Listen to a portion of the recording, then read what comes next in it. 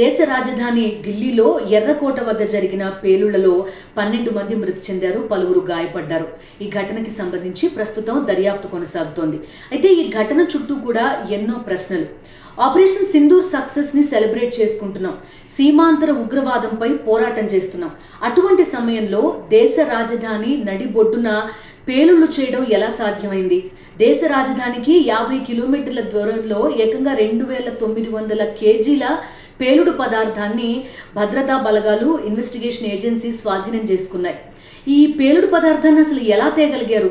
దీంతో పాటుగా ఈ కేసులో ఎవరైతే అనుమానితులు ఉన్నారో వాళ్ళందరూ కూడా పవిత్రమైన డాక్టర్ వృత్తిలో ఉన్నవాళ్ళు. గతంలో నిరక్షరాస్యులను లేదంటే పేదరికంలో మగ్గుతున్న వాళ్ళను బ్రెయిన్ వాష్ చేసి ఉగ్రవాదం వైపు మళ్లించారు అనేది తెలిసింది మనకి. అలాంటిది ఇప్పుడు రేషనల్ థింకింగ్ ఉండాల్సిన ఉన్నత విద్యావంతుల్ని తమ వైపు ఎలా ఆకట్టుకోగలుగుతున్నారు? ఇది కూడా ఈ ఘటనలో మన ముందున్న ప్రశ్న. అలాగే జైషే మహమ్మద్ గతంలో ఒక విమెన్ వింగ్ ఏర్పాటు చేసి అందులో రిక్రూట్మెంట్ కూడా చేసింది అనేది వార్తలు వచ్చాయి. అలా రిక్రూట్ అయిన వ్యక్తే డాక్టర్ షహీనా అని ఇప్పుడు తెలుస్తోంది. ఆమె ఏకంగా ఇండియాలో ఈ టెర్రర్ ఆపరేషన్స్ ని లీడ్ చేస్తున్నట్టుగా కూడా వార్తలు వచ్చిన పరిస్థితి. ఈ పరిణామాలన్నింటినీ ఎలా అర్థం చేసుకోవాలి?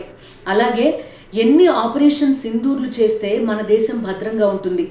భారతీయులందరి మధ్యలోనూ ప్రస్తుతం ఉన్న ప్రశ్న ఇది.